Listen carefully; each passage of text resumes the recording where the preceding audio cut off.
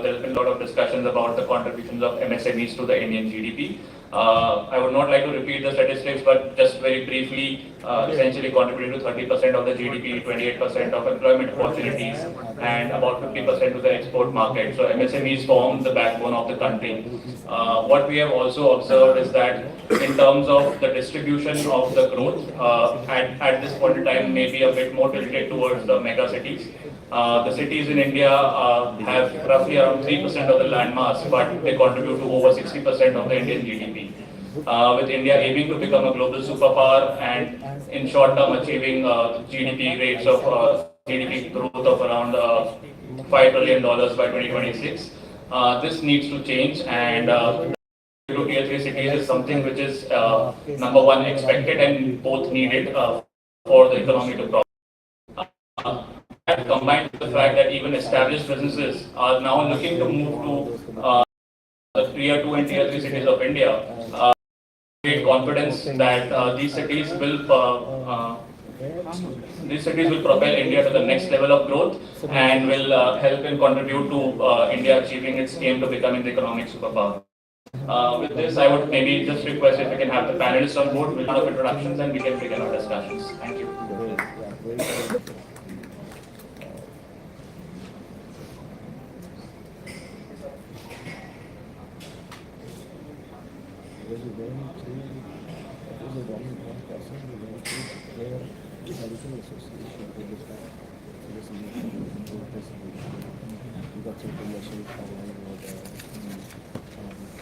If I may, I think our panelists are here, so if I can just please request them to join me on.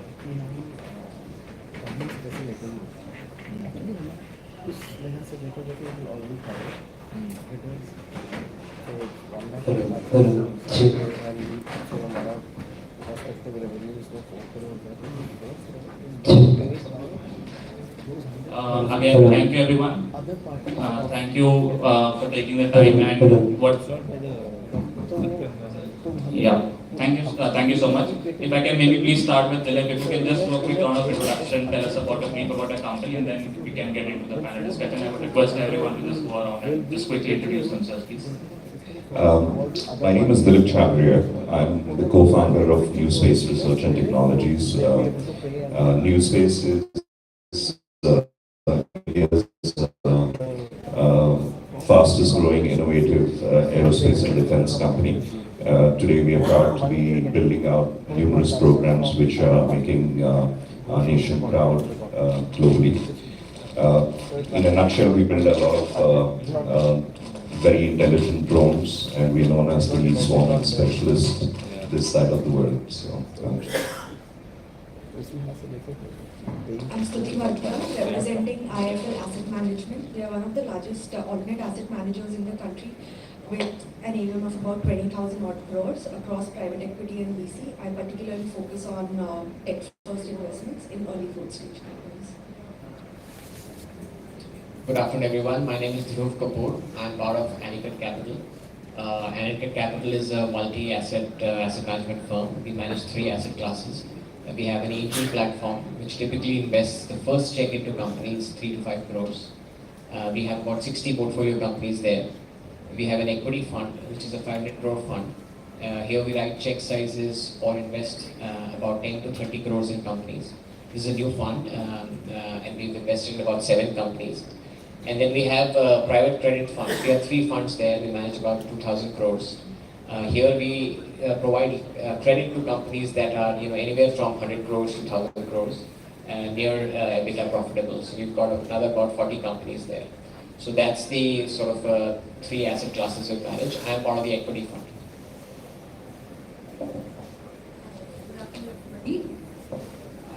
I'm Rajni, partner at NextGen Technology Fund. We are an early stage venture capital fund. In fact, our check sizes are probably the smallest on the table out here. We start with less than $500,000 and we can go up to CDC follow-on fundings. But having said that, we are very proud. We have backed about 100 companies in the past 1.5 years of our existence. And we are the cross-border fund, help these small startups to grow globally and take it to the large scale. Hi, I'm Amit Sinha. I'm co-founder of a company called Unnati. We are a B2B agri supply chain and financial services firm, and perhaps we are the largest distributor of agri inputs like seeds, fertilizers, and pesticides across the country, with operations in 7 states currently. Thanks. Thank you so much, everyone. And just to quickly recap, my name is Ankit Agrawal. I'm part of SBI Cap Ventures team. We are the fund managers for SRI fund and have several other investment vehicles, and I'll be happy to interact with anyone who wishes to interact and available post the session as well. So thank you, everyone, and maybe Stuti, if I can just start with you. What do you feel are a few of the key factors which are now basically attracting interest from the private equity sector in the tier 2 and tier 3 segments? If you can just shed some light on those, please. Sure. So I think there are multiple factors which are actually contributing to a lot of growing interest in tier 2, tier 3, but I think to sum it up, most importantly, there is now an availability of ecosystem which was previously kind of missing, and that is fueled by the demand, which is the biggest. We all know that the consumption story of tier 2, tier 3 is kind of burgeoning and is at the forefront of the Indian economy consumption story. There's a lot of demand, and thereby we see a lot of fresh supply coming in terms of new companies getting started out here, and this is also a function of tier 1 metros getting saturated. So definitely the demand and supply. And if I were to kind of just look further, I think having a sustainable business model is slightly easier, relatively, if I may say so, because of lower operating costs in terms of salaries, rental, fixed costs, and some of the other costs, which may favor the margin structure in tier 2, tier 3 cities. And I think my final point would be around availability of talent, which is starting to happen now and I think it's also a function of reverse migration of talent, which is happening now. And that, in summation, is kind of, really acting as strong tailwinds, which are helping the ecosystem as a whole. Thank you. I think very well put. I think with the growing infrastructure development which is happening even in the tier 2, tier 3 cities, I believe that what you said and the trends will maybe continue to sort of support that. In fact, just as a reference point, while on the way from here to the airport, I was able to witness the Lucknow metro and sort of able to interact with a few people and got to know that doing pretty well. So in that sense, yeah, we can see the development on ground. So thank you.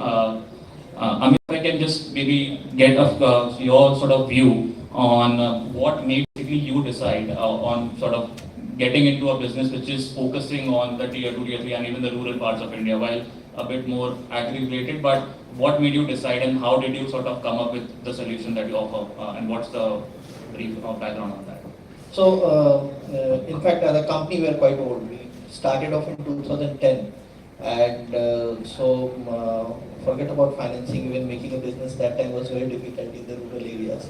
But it also comes from a lot of our background, because like I grew up in a very small township power project, and one of the things that I always felt and saw was that there was money enough, let's say, in our family to go ahead and spend on things, but the accessibility was always a challenge. I think that's a recurring theme that I have seen in many cases and in most of the places today, that the money availability and the aspirations to spend that is there, but the opportunities to do that might not have existed in the past, which now things have been changing quite a lot. So that was one of the themes of how we ended up in the rural areas, while we personally came from the city background, but then we started building up in rural areas because we felt that with data connectivity and all that, this is I'm saying way back in 2010, the impact in the rural areas of the technology-led businesses would be that much more, I would say, many-fold as compared to an urban area. That was the thesis of which we started. Thank you so much. And in the same lines, Dilip, would you believe that there were some challenges maybe that you faced while maybe attracting finances, or maybe a separate set of challenges that you face being a company which is located in, say, a tier 2 or focusing on areas like that? So what would you say are few challenges, or even whether they be financing or operational, that you have faced, and how did you overcome them? I think the challenges for most people sending up new enterprise, and there would be a lot of them here, is I think it starts from self-belief. If you don't believe in what you're building and you are not understanding what you're trying to solve, it could be a challenge. But a bottom line, what I can encourage everybody is, I think there'll be numerous problems or challenges as mentioned here. But I think the key solution to that is communicating and reaching out to people. I mean, forums like these are fantastic places to go out and reach out to people and just discuss. I think it all starts first from communicating. Once you find somebody who understands what is your set of challenge, then you can actually sit down and try to break it down. I think feedback mechanism is brilliant. It's very important for success and figuring out where things really are, right? On finance front, obviously finance is always a challenge. You can ask anybody out there. But though it is a challenge, it is a solvable challenge. Again, like I said, sit down with the right set of people and you will get a lot of help and direction on where you want to go. In fact, I had an example with SBI. I don't know if I can quote it here. It is not like a brand ambassador or something, but exactly forum. It was conducted in Bangalore. Private banks, and nothing to take away. I had a sort of a stereotype image of what bank CI and so on and so forth. I met the CGM there, and as I said, I'm a big believer in communicating, meeting people and reaching out to them. And I was so pleasantly surprised. In fact, Bangalore had the first startup branch, and I can proudly say it's a privilege now. We are customers of them. And what they offer, I think very few institutions would be offering today in the country. So I would encourage you all to speak to them and like me, try to drop some stereotypical images about them, but reach out, just have a conversation. You never know where it will go. Thank you. Thank you for that. And I genuinely would encourage all the participants to do sort of interact with all the fund managers and the various bankers that are there to sort of get to know, understand what they think, and if possible, maybe like Dilip, have some of their, at least some of the financial needs met, if not all, because finance is an ever-growing requirement that's there for all. In line with that, maybe if I can request Dhruv and Rajni, like both of your funds work a bit more closely with, say, tier 2, tier 3 cities and are sort of active in evaluating opportunities which are present in those segments. So what type of a strategy do you follow in while sourcing? Like, you have some dedicated strategy, or how do you sort of source companies from tier 2, tier 3 is the first point. And if I can just sort of maybe add on to it, what is the difference that you see in between those companies and maybe say tier 1, and how sort of you help them overcome some challenges? So we've been operational since 2015-16 timeframe. Our first fund was a private credit fund that started in Chennai. So we have a very strong hold in the southern region. The equity part of the business,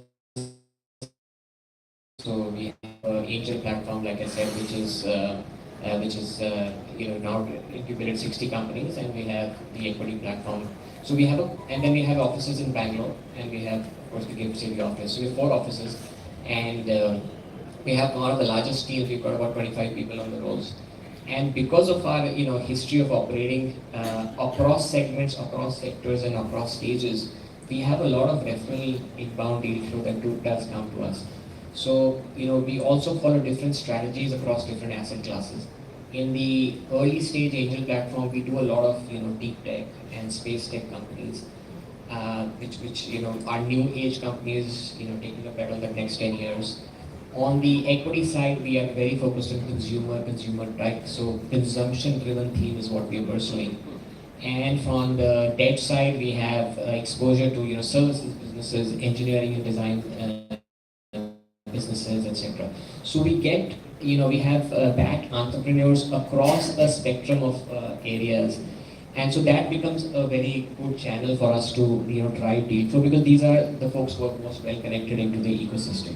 So we rely heavily on this kind of deal sourcing channel.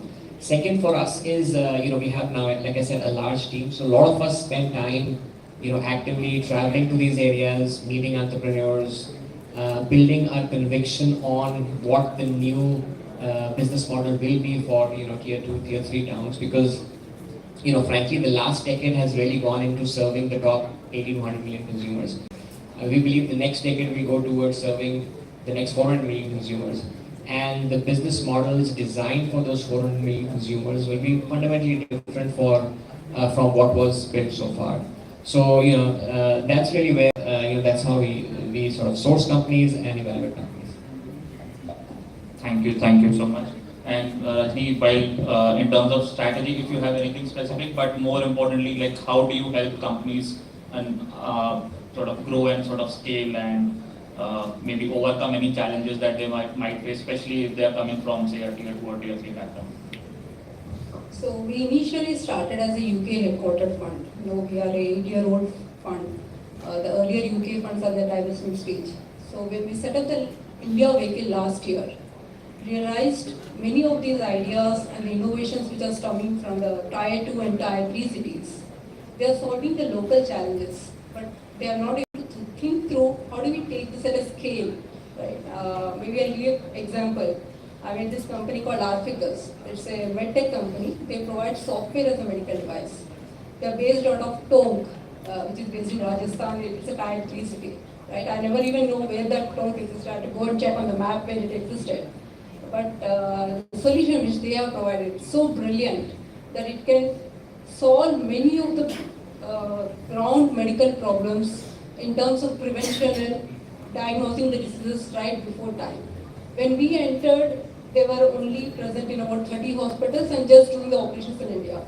And because of our network and reach, we have been able to expand now in 8 countries, and they have over 150 clients as we speak. And I think these are the kind of stories which are emerging from these tier 2 and 3 cities. And I think with the right input and the support and the ecosystem which can expand globally. I mean, this is one of the cases. There is another company which is doing very innovative in battery technology, right? It can charge your any electric vehicle in less than 50% of your normal average. The cost is 30% less. It increases the range by 50% more. When they started last year, they were just doing business based out of Rourkela, and then they expanded in the south to tap with the OEM partners. Today they have partners in US, and they have set up an office out there as well. So we have many more stories like this. Since we are an early stage fund, more than the sector or we back the jockey, right? The person who is driving it. Does he have the ambition to scale this globally? And are we the right partner to make him grow to that stage? That's where we. No, I think very truly said. The promoters, that's the first point of contact for anything. Just going off that, maybe Amit, if you can just help us understand or maybe throw some light on what do you think are specifically maybe with a reference point of the industry, the agri industry that you are sort of looking at and working in. What are some gaps that you think are there in the market, and how do you think you are going to address them going forward?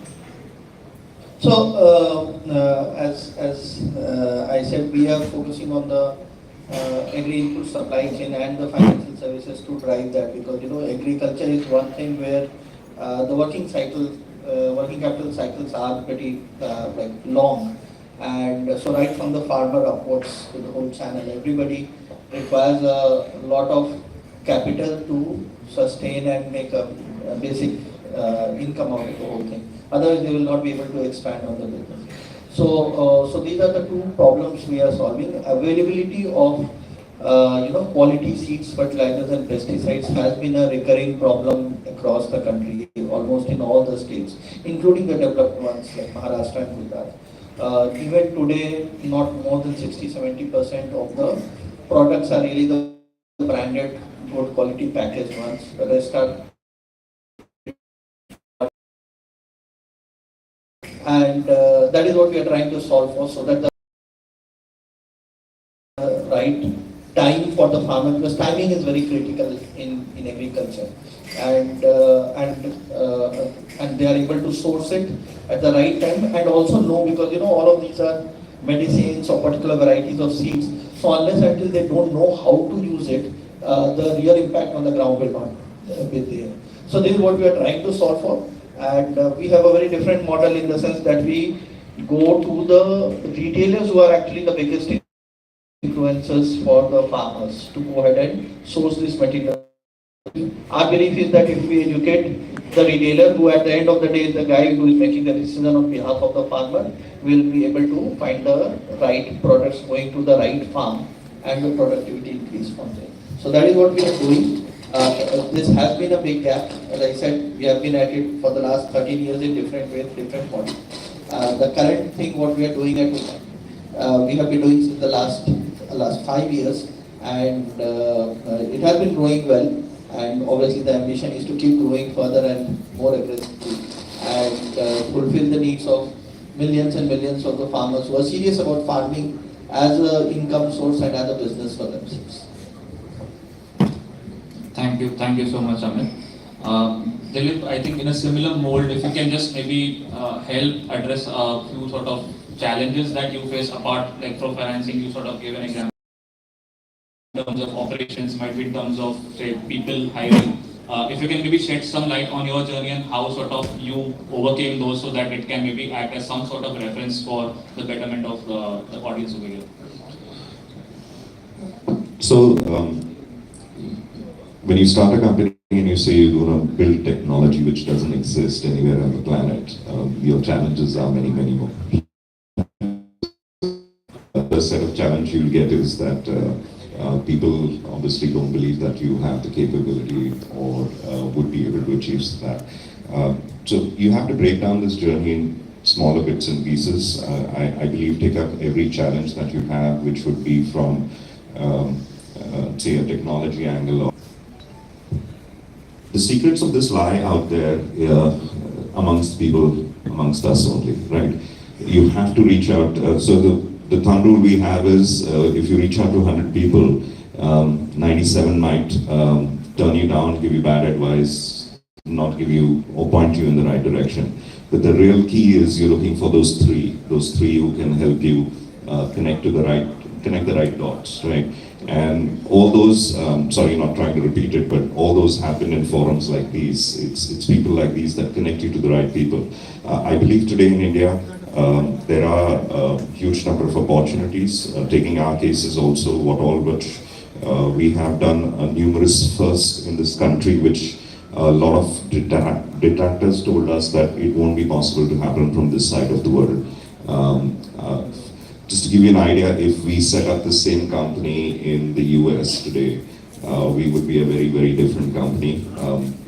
In fact, most of our customers are coming from outside India and talking to us. It would have been a much more easier journey. But having said that also, I believe here today in India, and especially like it's a privilege to be here today in Lucknow and seeing and engaging with you all. I see the change in India is very, very real. It's happening at a great growth. Because it's happening at a great and fast growth, where all those real hidden and right key people are, you just have to go out and search them.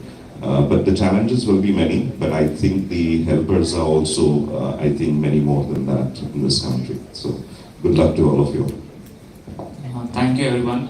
I believe we are maybe just sort of running out of time, but just one last point I would request Stuti, Dhruv and Rajni to give is maybe just share, if you were to give, say, one piece of advice to the MSME entrepreneurs who are out here, who are operating in tier 2 and tier 3 cities, what would be basically that one piece of advice that you would give to them?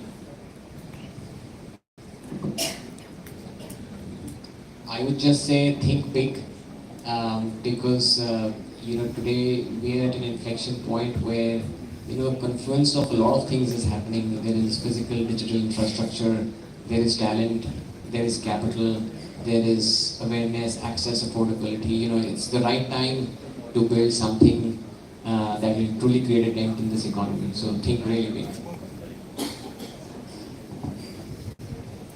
I think think in conjunction to what Dhruv just mentioned, one point that I'd like to add is, when anyone thinks about fundraising, probably think about some of the nuances of fundraising, and that would involve, even aspects like exit, which we believe is slightly missing when we look at this ecosystem currently. So when you start thinking about those nuances as well, there is a more active dialogue that starts coming up, and it becomes relevant for both parties on the table.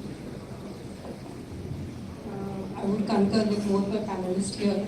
In addition to that, whenever you are on the fundraising journey, it's not just a end one stop, right? It's a long journey which is paying fast for your future growth. So we may end the journey of the fund life cycle of 7-8 years, but that will help you in the future. I know known companies where have gone from zero to IPO, right? And that's the journey of the relationship and the trust which the investor and the founder has to build. And that's the primary key ingredient even we look at. Are we the right partners for this company? So I think figuring out the right fit and then able to collaborate on your long journey of growth, that's the key. Thank you so much, everyone. With this, maybe we can conclude our panel, and in case we have any questions from the audience, we'll sort of maybe take them. Otherwise, we can just conclude and proceed ahead. Everyone, thank you so much for